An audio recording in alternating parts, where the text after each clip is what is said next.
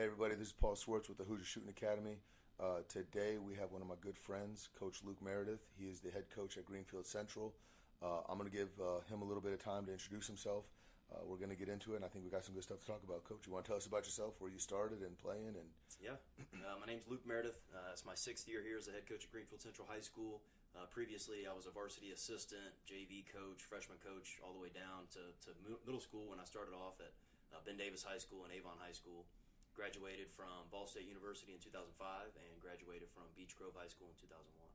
2001, Beech Grove, right down the road. Yes, sir. So you've been everywhere around the city. Yeah. And we're going to dig in this a little bit. You started at Ben Davis. Who was the head coach there? Talk to us about that, and how'd you get started in there? Curtis Wright. So he's now the superintendent of Richmond. But he went to Richmond. He played at Earlham, I believe. But I just went and played on Monday nights at Avon High School, and I was the freshman coach at Avon.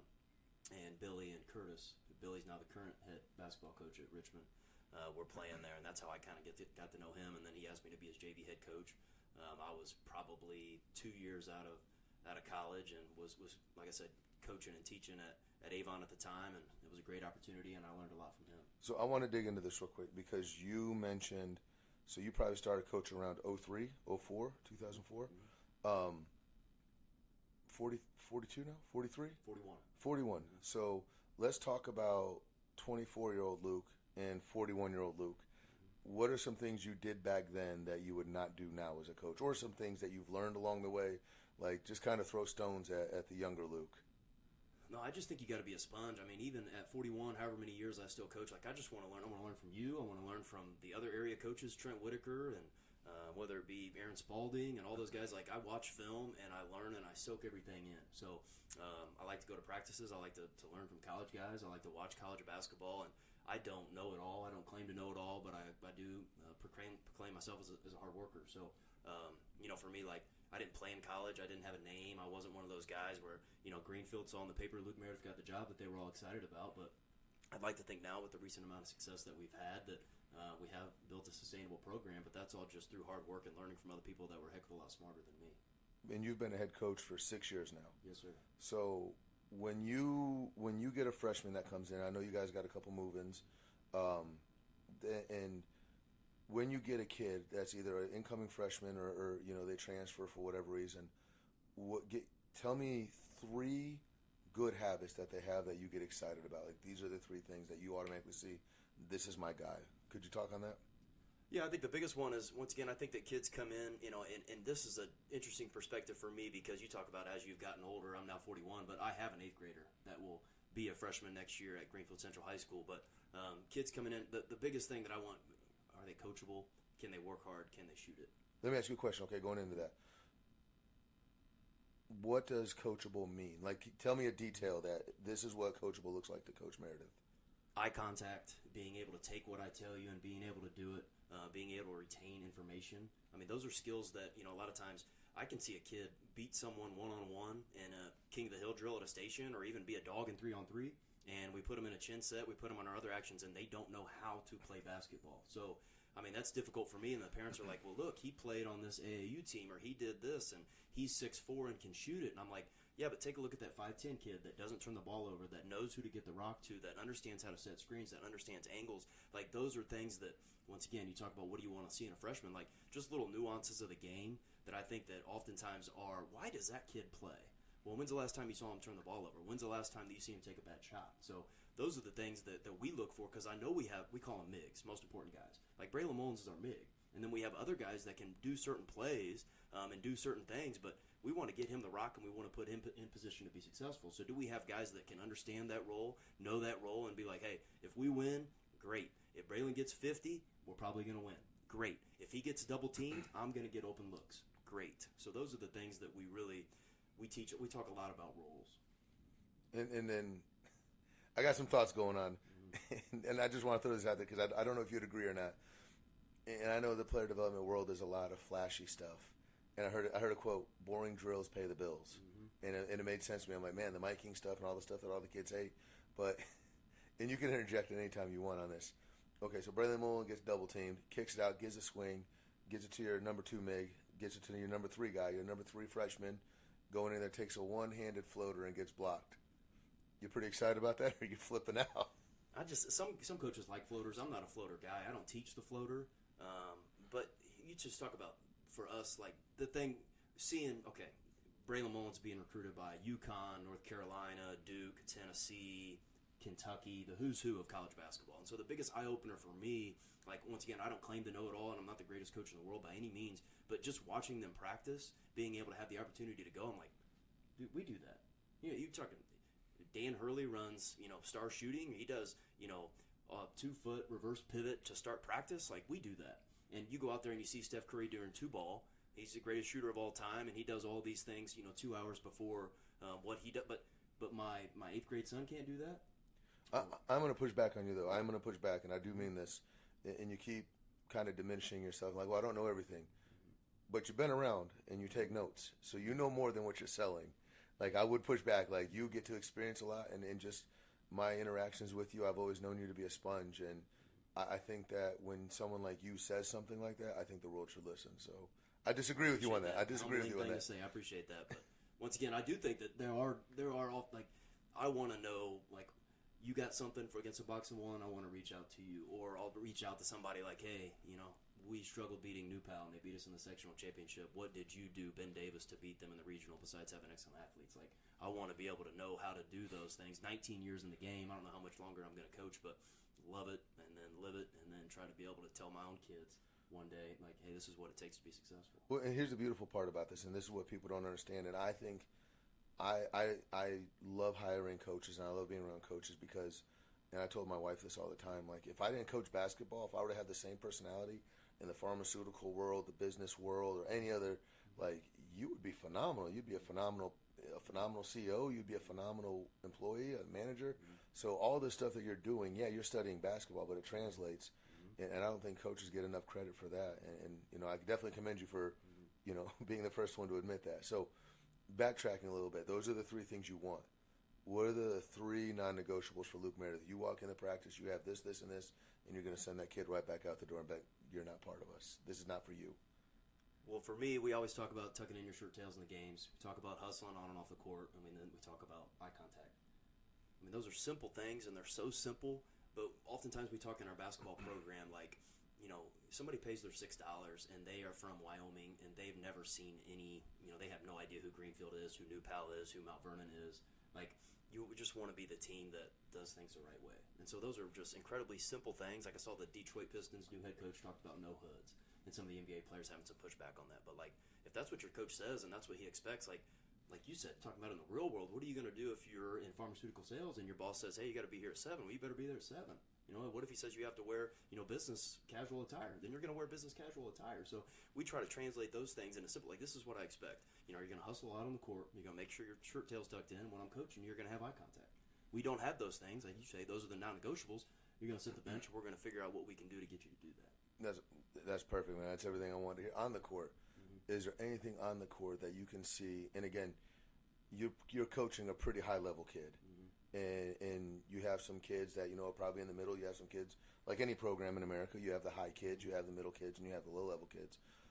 Could you talk about what separates that high-level kid from the low-level kid? I mean, it's just all genetics and someone just happens to be 6'5" and sorry for everybody else? Or do you notice that there's some attributes that anybody could have that he has that the other kids don't have? The 2 best players that we've had in my 6 years at Greenfield Central High School have been Dylan Moles, currently playing at Marion University, and then we have Braylon Mullins, who will make his decision on Wednesday here in a couple of days. But for both of those kids, they are the hardest workers in the room. And so it's no secret. The secret to success is working hard, right? Now, obviously, genetics have to play a role. Yeah. In my personal opinion, I do think that if Dylan Moles was 6'6", he has the same attention that Braylon is receiving now. And now Braylon does have the 6'5", 6'6". He can shoot it, can do all those things. But over fall break, this is our first day back from break. I would take my boys in the gym at 11 o'clock, and guess who was there? The only player in the gym. He made 500 out of 585 shots, which was like 80-some%. And that's a normal regular day in the gym, and that's just the one day that he shows up. But for him and Braylon, it's decisions, man. He just makes great decisions. And so once again, there may be someone that's more skilled than him. That is, he's 16th, so they say there's 15 better players than him. I'd also like to see how many of those play at a prep school and don't stay at their high school. But nonetheless, those other 15, like, no one's going to make better decisions than Braylon Mullins. Yeah. He's not selfish. He always makes the right play. He's willing to make the right pass. So for him, I think that's what separates him. He can score it all up. He can do everything, but he just makes great decisions. And that's what college basketball coaches are looking for, is great decision makers. Now, I want to backtrack real quick. So you said something that I don't want to say triggered me, but made me think. How are you working with players to handle failure? Because you had Mullins and then you had Moles. And they're playing one-on-one. They play 5 rounds every single day. I mean, I'm just making up a story, but Braylon loses 5-0. He comes in, is he throwing a fit? Like, and again, what I see is players, they lose a game, but to a high-level kid, and they think they're the worst player ever. Like, true competitors, like, they get butt sore, but they're not just shutting down. Could you talk about that? And well, we talk about, once again, our program pillars. These are things that I want to take into real world and take into what we do as a basketball program. Juice, compete, standard. So one of those pillars is compete. We compete in every single thing that we do. So you compete every single possession, you compete every quarter, every half, every game, and we compete every drill. So I want guys to have a little bit of chip. Like, people make fun of these things at Greenfield Central and, chips and salsa and all these other little things, and I like that. That's the respect for the rivalries that we have locally. But for us, like, we want guys to have a little swagger, have a little chip. Like, I don't want to be happy if Braylon Mullins dunks on me or hits a shot over me. I want to check up and go right back at you again. So that competition, like, you can't take it to another level where you are throwing stuff or kicking things or cussing or whatever. But, like, we want guys that, oftentimes in football they talk about, I don't want guys that I would allow to date my daughter. I want guys that got a little screw loose a little bit. And so for us at Greenfield Central, like, we're probably not going to have the athleticism of a Mount Vernon or a Lawrence North or a Ben Davis. We're going to have guys that are going to have to play with a chip, that are going to, refuse to lose and compete in every single fashion. And that's the only way that we're going to have an opportunity to beat those guys most years. Yeah. Something that you're saying a lot that I really like, and I don't know if you've picked up on it, but you're saying you use the word compete. And I love that word. And competing and winning are two different things. Mm-hmm. And would you mind breaking that down, like what it looks like for Luke's program? What is competition? I'm not talking winning. I mean, in my opinion, you can compete it with everything you got, and you can still lose. Like, but you have to be knowing that you gave it all. Like, would you mind talking about how you? Yeah, and I think that talk about the juice box. If you're juiceless, you're useless. If you're juiceful, you're useful. But our program pillar is juice, energy, and effort in everything you do. The next one, compete, refuse to lose. And then to piggyback off of what you just said, that next step for us is standard. Is, can you do that all the time? Like, can you compete all the time? Because we oftentimes say, sometimes teams get beat by all the time teams all the time. Just like regular, all the time guys get beat by, or sometimes guys get beat by all the time guys all the time, right? Yeah. So, like, the people can compete sometimes. People can compete when it's convenient, when, the first drill or when they're shooting the ball well, but can you compete when you're losing? Can you compete when you're not shooting the ball well? Can you compete when, the coach is mad at you or, your girlfriend dumped you or whatever? So that standard is the hard part on, Tuesday after biology class at 3:45. Can you show up and compete when you're probably not going to play on Friday night? And so those are the types of things that, we deal with on a month-to-month basis, but also, like, that's life, right? So, there's going to be guys. There was times where Braylon was the bottom of the totem pole. He did start as a freshman his first game, but he struggled. He didn't play well. There were guys chanting daddy's offer and overrated and all of these things when he was a freshman because he wasn't playing well. And then he had to figure out, okay, I got to compete. I got to, figure out what I need to do, work on my body, work on my game. But now look at him. And that's just part of life. So, and it's interesting because this is something that's really deep, and I think people need to understand. Competing doesn't mean perfection. However, competing is a lifelong word. It's not just a compete for the day. Competing for the day is just playing. But what you're saying about Braylon is that, okay, so freshman year he comes in, and Jordan did this, LeBron has done this, Shaq has done this, all the greats have done this. You name anybody from top down to bottom. I mean, even Curry. It's okay to lose. It's okay. You shouldn't accept it, but he went home, he did the homework and said, hey, these are things that I'm struggling with, and he went back in the off season.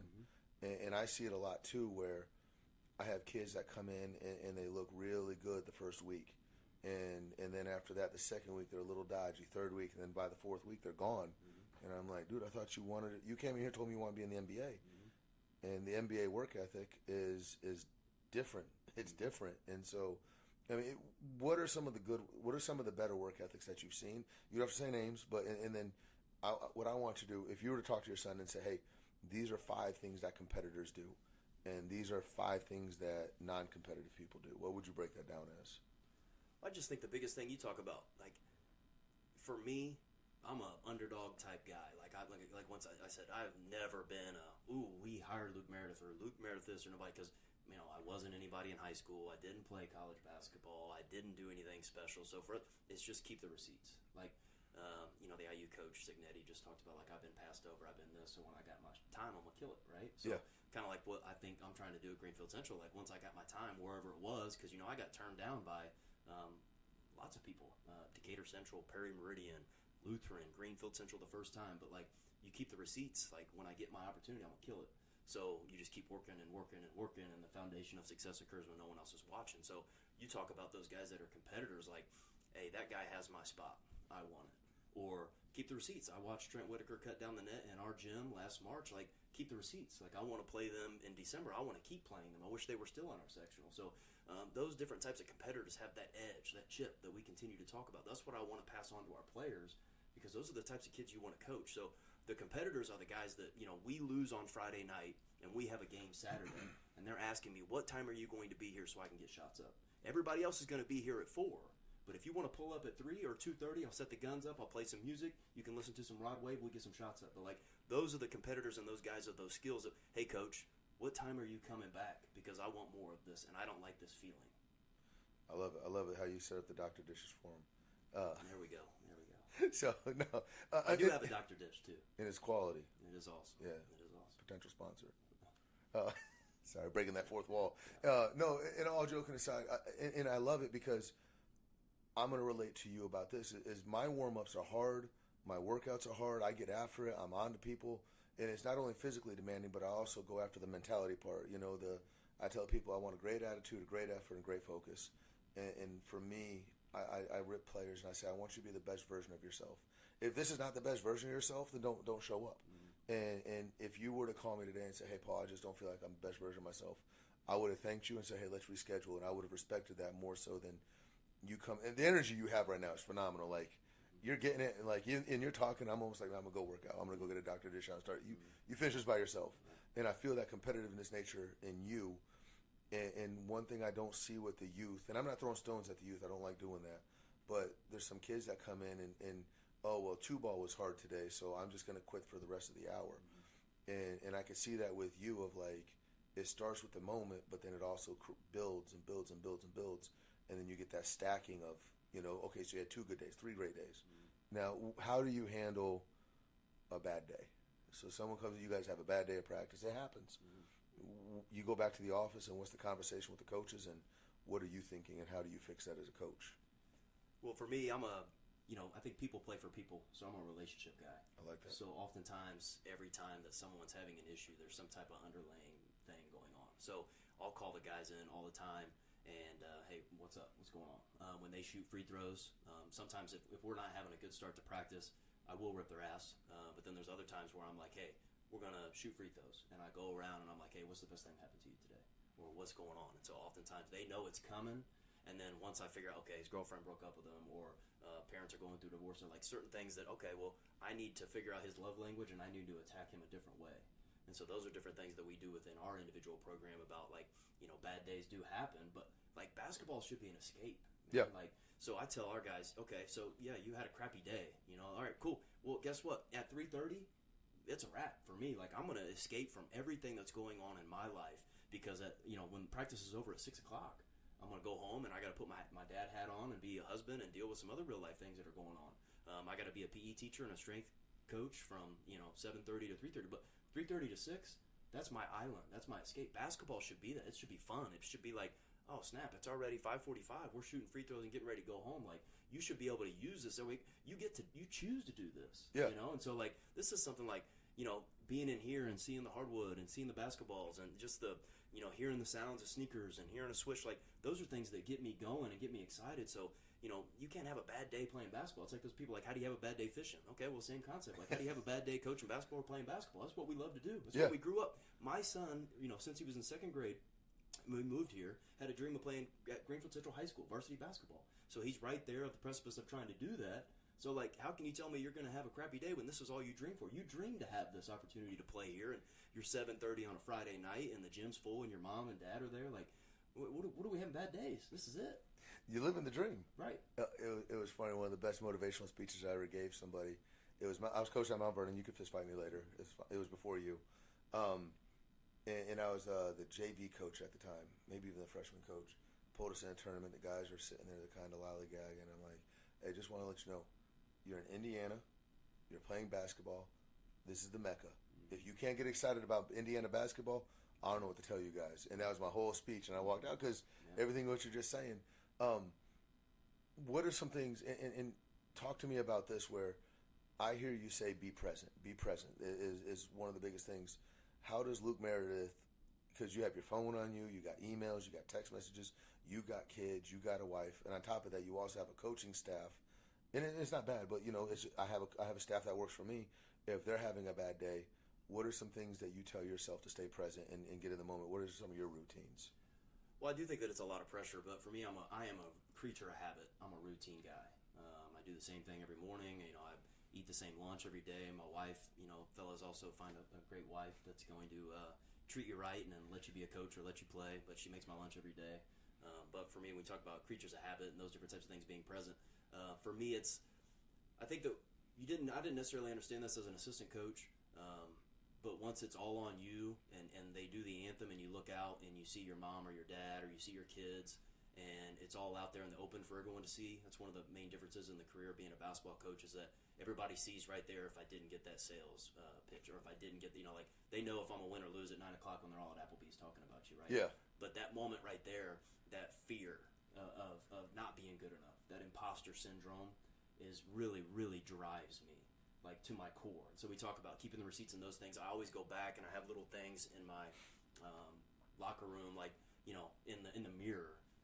It says keep the receipts, like written in a Sharpie so you can see it every single day when you look in.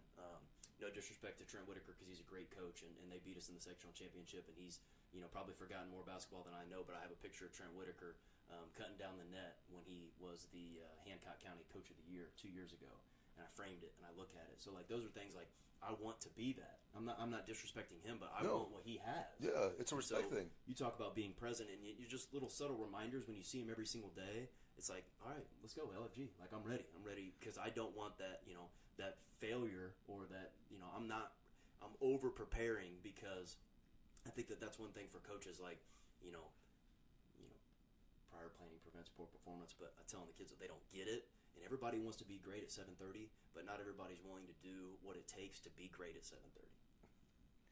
It's funny, I have a handful of talented kids that come in. I have a 6th grader right now. He's put up 48 points in a game. He went 9 for 9 on the 3-point line. And I get some texts. Yesterday I've been texting 3 or 4 people about him. And they're like, oh, man, this kid, he can't do this, he can't do that. I'm like, yeah, he can. Yeah, he can. Well, his mom and I were talking, and she actually calculated how many hours he's trained over the summer. And she had it up to like maybe 450 hours that he spent in here training with me. And so I struggle a lot to show surprise. This is one of my toxic traits. When you come in and you say, hey, Paul, we won the section, or I see it, my comment to you is going to be like, I'm not surprised. And people are like, well, how come I'm not proud of you? I didn't say I wasn't proud. I see the work. I see your determination. So when you achieve what you're going to achieve, I'm not surprised. But some people look at me like, hey, my daughter made the team. And I'm like, I know. She's starting? Yeah, how'd you know that? Because I saw her work. Yeah. I saw the receipts right here in front of me. And so you could almost predict what a team's going to do by what they do over the summer, and I know that you get after it. There's times too, I don't mean to interrupt, but so there'll be times when we're struggling in a game, and we have Breakfast Club. We meet at 7:20 before school, an hour before school every day. And you know who's always present? Usually the starters, usually the best players. That's the way that works. So yeah, I do choose favorites, the kids that show up and work hard on the optional workouts. But if you're going to show up 12 hours before the game, they're at 7:30 a.m. and it's 7:30 p.m. and you're struggling against Mount Vernon, Eastern, whoever, and it's like, hey guys, remember we were here 12 hours ago? You're getting shots. You talk about that preparation and being prepared, and like, I know you can stick shots because I just saw you shoot 75% on the dish when you were, by yourself. So like, that breeds confidence because you've done it before and you know you can do it. So you watched the WNBA finals last night. Sabrina she shot terribly from 3, but she just kept shooting, right? Because that's what she does. And then finally in the fourth quarter, she hit a huge shot to put them up 4. So she's not just going to stop shooting. That's what she does. She's a shooter, and she's elite at that because she does it all the time. For the record, I just hope people are taking notes on this. Everything I don't think people understand like how many good, like, I don't want to say nuggets or one liner. It's good, powerful, and for stuff. I'm picking up on it, and I love everything. And it's funny because you say something powerful, and in my mind I'm like, okay, I want to recap on that. I want to dig into that, and then you say 4 or 5 powerful things, and then I'm like, what was that first one I want to talk about? But this is some good stuff. I really hope people are digging in right now. I hope they got the notepad. I hope that they're really, really learning. I want to dig into club teams, AAU, and really get your opinion on the culture a little bit. And some people kind of cringe when I talk about it. You know, you've seen me, have conversations with people. What are your thoughts on AAU? When is it good? When does it turn bad? Because there's such a fine balance of, is this a good product or is it not? What are your thoughts on that? Well, once again, no disrespect to any individual AAU team, but there is a disconnect between high school coaches and AAU coaches. And if you coach high school as an assistant and you are an AAU coach, it's almost like a bad name because I feel like you're recruiting your own players. So that's a little bit different from the high school level. My individual experience, as I have, like I said, I have a 6th grader and an 8th grader. This was our first year with AAU, and so I do think personally that kids should develop until they get to middle school, and then they can play more. But what we found ourselves, my son was on Indiana Elite, which I called Indiana okay, no disrespect, because they put us through a tryout. Yes, they sent us an email saying that you made the team. Of course we made the team. Of course you took our $700 and gave us Adidas and Dames, and the kids were all excited in a jersey. But then I found myself traveling an hour to a game, to play an hour game, to travel an hour home, and it's on an entire Saturday or an entire Sunday. And my son, he had to make some decisions. My son got some playing time, but like, how many true shots did he get? How many times did he, really have to make a decision that wasn't in transition? Like, how many times did my son really get better? And would my son be best served, coming to see you or going to get extra shots up or getting out, playing 3-on-3? We play in our own program. We have, fall workouts Tuesdays and Thursdays. We play FIBA 3-on-3, continuous 3-on-3. It's the best thing we do. And I really wish, I know that there are some programs that are able to do 3-on-3, as part of their youth, especially if you're younger. If you could do 9-foot goals for 2nd, 3rd, 4th and play 3-on-3, it's so much better than going to Best Choice Mojo or Grand Park or whatever, or coming here and playing some 3-on-3 and do like you're making decisions, you're having to shoot the rock, you're going to have to, to guard. So for us, like, AAU is a great tool for some kids. And we talk about Braylon a lot. Yeah, Braylon's was paid for. Braylon is going and playing high-level guys. Braylon is having college D1 scouts in the stands. But the games that I went to at Mojo, there were no college scouts in there. I don't care that your 5th grade team is ranked number 1. I don't care that your 5th grade team beat us by 95. No one got any better. But my son, I paid $25 to get in here, and I spent $19 on popcorn and a soda, and I'm ready to go home. Yeah. So I personally didn't get much out of it. Now, I know that there are other programs, and this is no disrespect, not just Indiana Elite. I think it's everywhere, across the board. Yeah. And anybody can start an AAU team, and you can play in the C League and dominate and press guys and take the ball away and win and do this, but, like, ultimately, can my kid, will he be prepared to play varsity basketball for Greenfield Central? Which should be the ultimate goal, I think, in my opinion, for any parent. Yep. And so the lessons that I want my kid to learn from high school basketball is what I want him to take to go on. My kid's probably not going to be 6'6". My kid is probably not going to play Division I basketball. I hope he does. But if he doesn't, did he still take on all those things that he got from basketball to help him? So this whole AAU and this and that, but I personally didn't have a great experience, and so my kid probably won't play again until high school. And instead of playing AAU, we will probably come here. We will probably have 24/7 access to our own Greenfield Central High School gym, shoot on the gun, and then really just try to get kids in the neighborhood to play 3-on-3 because I want him to play. I just thought it was a waste of time and money in our personal experience. Well, I mean, here's the thing. The beautiful part about you guys, though, is that you guys have basketball knowledge at your fingertips. You guys have an experienced head coach in your family. And a lot of people don't have that. And what I find is that, unfortunately, you see a lot of the wells overflowing with information. They don't know where to grab from. And I've had a lot of people in here. And the problem is I kind of sound like a salesman. Where I sound like a salesman when I'm trying to, like, hey, these are the things you need to be doing. And everyone's like, well, how can I trust you because you're trying to sell your product? We heard the exact opposite from this AAU coach, and it's just one of those. I think it's just interesting the coaches that the good ones that say, hey, this is how we do stuff. The 3-on-3, the 4, the transition decisions, and even the 3-on-3, people don't understand the power of repetitive decision making. Okay, so and I know you've seen this. Hey, on this drive, kick to the corner. Well, guess what? The defense heard it too. So what do they do? They drive, and then the defender sits in the corner and picks it off, and you're like, you made the wrong decision. And the guy's like, I made the decision you told me to make.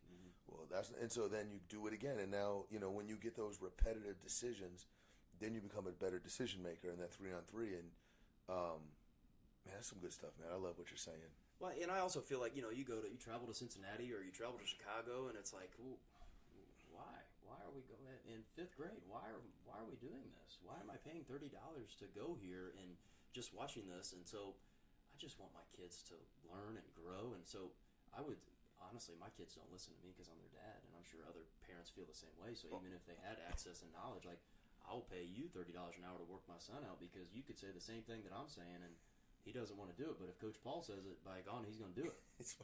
I own a facility. My own kids don't listen to me. They listen to Coach Steph, and I'm like, fine, I'll pay him. Just say what I'm saying. Oh man. But within AAU, there's certain kids like we'll play a team at noon, and then we'll play a different team at 2, and it's I have 3 kids that played on that team. They just switched jerseys, and they've been there all day, and they're just playing. But yeah, they're athletic at 6th grade, but what are they going to do when they're in 11th grade and all the other kids are just as athletic and they're not as skilled? Yeah. I mean, basketball is a skill sport. And so, like, my kids probably will never be able to play baseball even at the high school level because they haven't played baseball in 6 years. So they don't know how to throw a slider or hit a curveball, right? So, like, I do get the fact that in basketball, if you haven't been playing for a long time and figured out, like, the nuances of the game and been skilled, then it's already too late for many high school kids. And no coaching expectations. Right, exactly. But you got to be able to go through this process of, like, how do I get my kid to be better without just playing games and saying, yeah, we went this weekend and we did this and we played, but counting warm-ups, how many shots did your kid get up in the game? Oh, we're playing on an AAU team and you're the 8th man, but you guys are number 1 in the state. Well, who gives a crap? I can go buy you a $4.99 ring off of Amazon. I can take a picture and we can say that we won the tournament. But, like, I want my kid to get better. Yeah, it's so true. I love the fact that you're saying that's all good. Like, people don't understand. There's different programs and they come in here and they talk and they're like, oh man, we're ranked number 3rd in the state. And I'm like, great, 2nd graders. And I'm like, nobody's ranking 2nd graders, and there's not a Division I coach in the world that has a job that is going to pay attention to a 2nd grade rating. And people, I'll tell you this real quick. I was at the Final Four when I was trying to break into college, and I had a club team here that I was running, and I got a text, and it said, hey, big tournament, Indiana. He said Coach K, Izzo, and Roy Williams were going to be there. I wake up Saturday morning. I'm at the Final Four in Texas. I look in the room, Coach K. I look behind me. There's Izzo. I look to my left. There's Roy Williams. Not a single one of those people were in Indiana watching that 3rd grade tournament. And it's just one of those, like, it pays the bills. Parents get lied to a lot with that. But I do think that there are, like, I think Eric Shellhammer and a lot of those other guys, they do a great job. Oh, and there's a part where you need to go play, but you should never play more than you practice. Absolutely. Period. You don't want to be a cone warrior. I get a lot of cone warriors that look really good on the cone, and there is a balance. Yes. And never once am I promoting, and I don't want people to understand this. Never once am I promoting train 100% or play 100%. There should be a 60-40, maybe 70-30 balance. But I think that the current model with AAU, and oftentimes people talk about why U.S. basketball has been struggling fundamentally compared to Europe. But, like, okay, so we're going to play 4 games this weekend, but we have a 1-hour practice on Wednesday where not everybody's even there.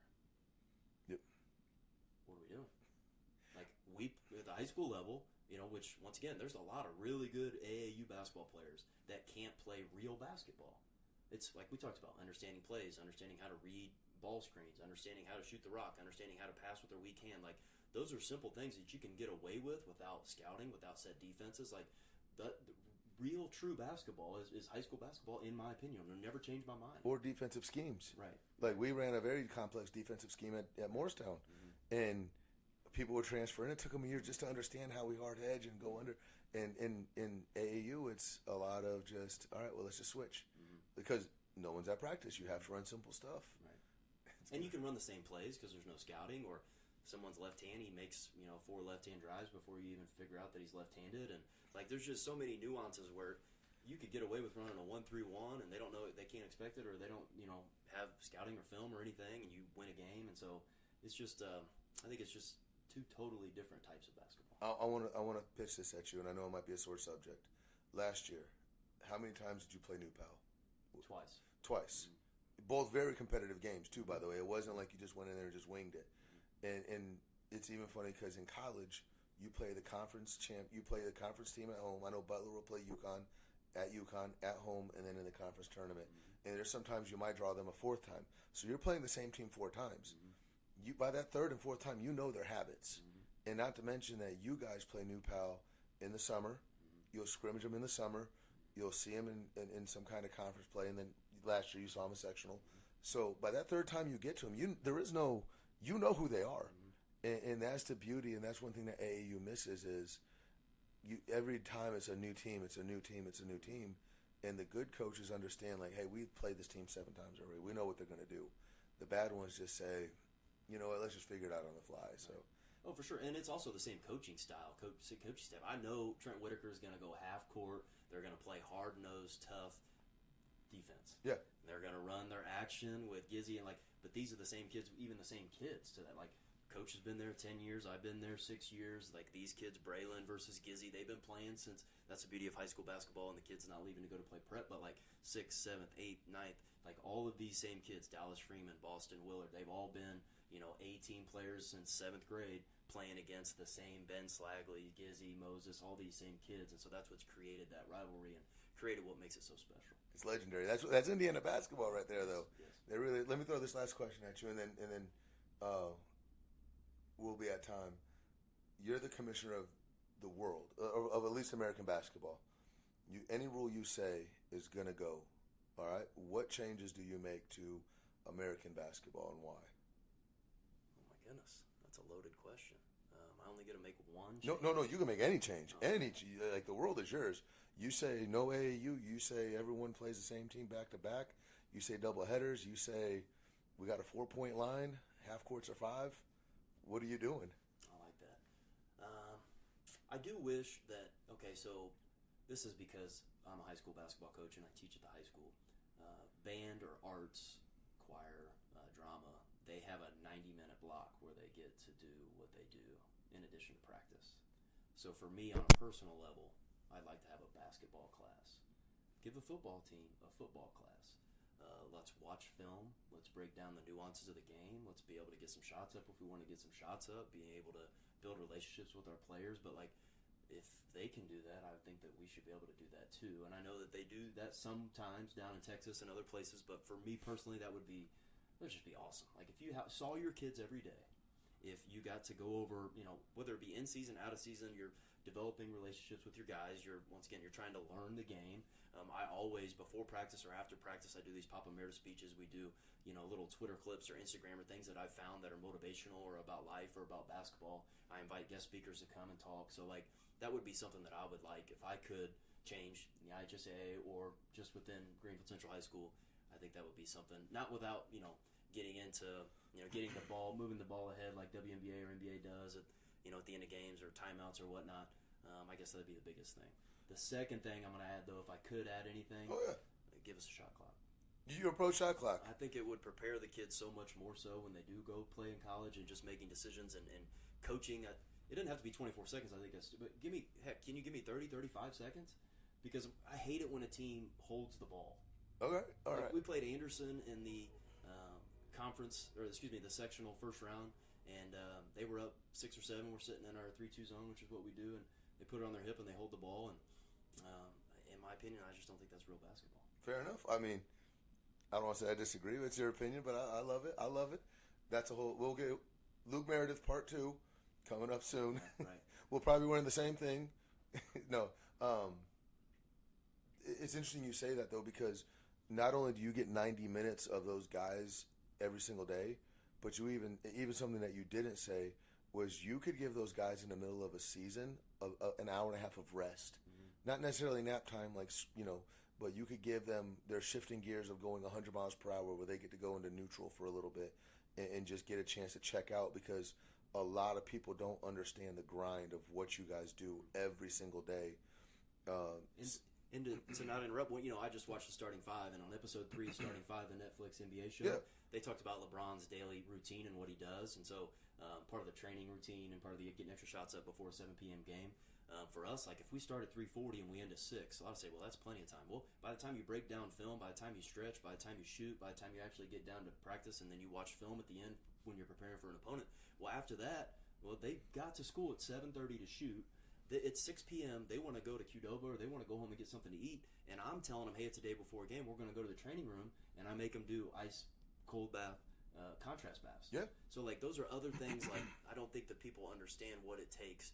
And we always say, that preparation piece, but it takes what it takes, and you want to be at your best. And so that next level for the high school kids is getting them to understand that next step in the training level. But that would be something that we could do during that 90 minutes. Well, here's the other part that people don't understand, and this is me supporting you, is after everything that they said to do, they show up at 7, they're leaving at what, 7:30, 8 o'clock? Mm-hmm. That's an 11 half hour day. Every day.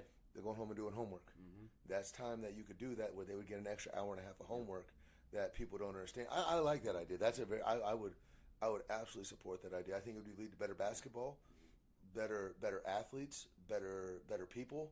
And you and I hang out. We're both intense people, like, because we're very passionate about doing the right thing at the right time at the right place. And now, could you imagine getting with those players again and sharing that same passion of, like, if someone's as fiery as us about life?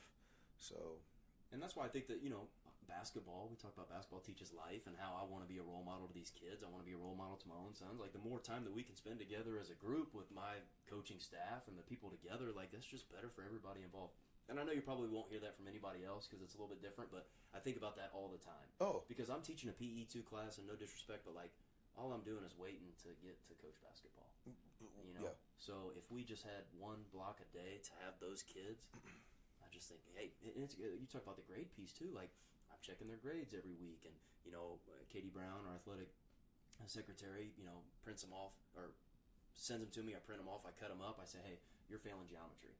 All right, well, instead of watching film, you need to get your butt in there. You need to do what you need to do with Mr. Degler. You need to get your geometry grade up. Like, those are life things that come out of basketball, which is why we do what we do. And if you have bad grades, you probably have them for a reason. Mm-hmm. And I'm not throwing stones in this, but they're probably going home, and the parents probably aren't caring about their arithmetic grades. Which we touched on that compete part. You got to compete in the classroom too, right? Yep. So, like, if you got a D in geometry, but you're averaging 20 points a game, you're not going to get into the school you want to get in anyways. So compete in the classroom, and oftentimes it's cliche, but win the day. Like, if you can't, do what you're supposed to do and get to school on time, if you can't get A's and B's, there's no reason why you can't get A's and B's. No. And then if you can't work your tail off, then, like, you didn't compete today. A lot of people don't understand this, and I'm going to say this, and then we're going to get out. People don't understand how badly teachers want to give an A or B out. Mm-hmm. No teacher gets up and says, I'm excited to fail that student. Mm-hmm. I taught for a decade, and never once was I excited. I was always the kind of teacher like, man, maybe I can can I pull some extra credit? Right, so, and all teachers do that. They're like, man, I don't want to give this kid. But hey, hopefully you guys got something out of this. Hopefully you enjoyed it. Like, subscribe. We're going to be coming out with these a lot more. I know this is not going to be the first time that Luke Meredith is on here. It's not going to be the second. We're going to go back and forth with this. He's going to be back. Coach Luke, I really appreciate your time, and thank you.